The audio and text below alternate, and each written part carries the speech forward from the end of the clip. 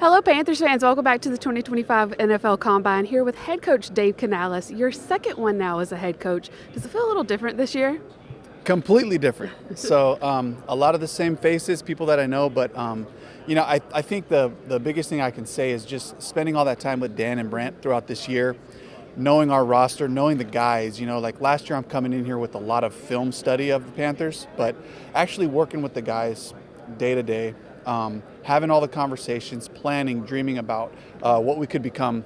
I think coming here with that mindset really does change things, and it settles me in a way, but I have another level of excitement of ways that we can just add to our team and become the 2025 Panthers.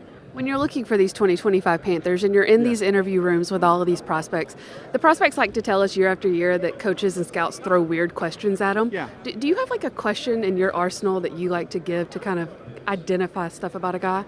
I really just want to hear them talk. So I think the better that we can ask generous questions that create a little space for a player to tell us who they are, show us who they are, what makes them tick, how much do they know about football, how much does it matter to them? I think those are the things we're looking for. We're looking for self-aware players who can identify their weaknesses and find solutions and kind of address some of those issues, and also know what their strengths are and know what their A game is. So we're looking for those types of things. The other side of that is watching what these guys do on the field during the workouts. Yeah. When you're watching hundreds of guys, what are the little nuances you look for to kind of help you separate one guy from another?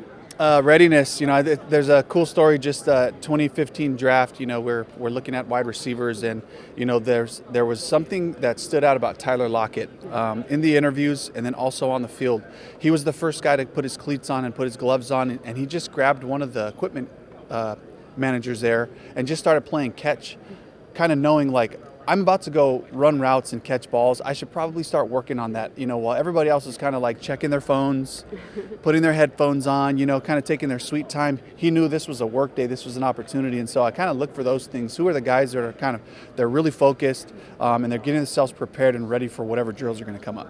Looking at your current roster, when you have a guy like Bryce and how he played the second half of the season, do you expect defenses to play him differently this coming year? And how does that change your offseason?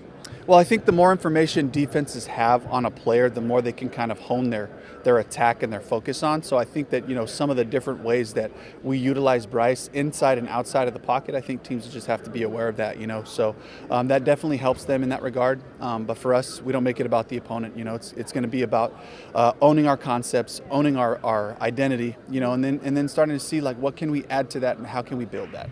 When you are here this week and you talk to coaches and guys from other teams, do they ask you about Bryce and just kind of that maturation and what it took to stay with him and help him grow? Not really. It's been more just, guy in this fraternity of coaching, we really pull for each other. Other than the weeks that we're playing against each other, we really do. We celebrate the things that happen, that come to life, and I think that some of the coaches have just said, hey, great job, congratulations on just taking steps, taking strides, but I want to take all that with a grain of salt, knowing that we got a lot of the things that we're building towards, really didn't start to show up until down the stretch, and we want to make sure that we're able to just kick off right off the bat with just that identity, the core of what we're doing on both sides of the ball, and build off of that. Well, we hope you're enjoying having those conversations. We enjoy talking to you. Thanks so much, Dave. Have a good week. Thanks, guys.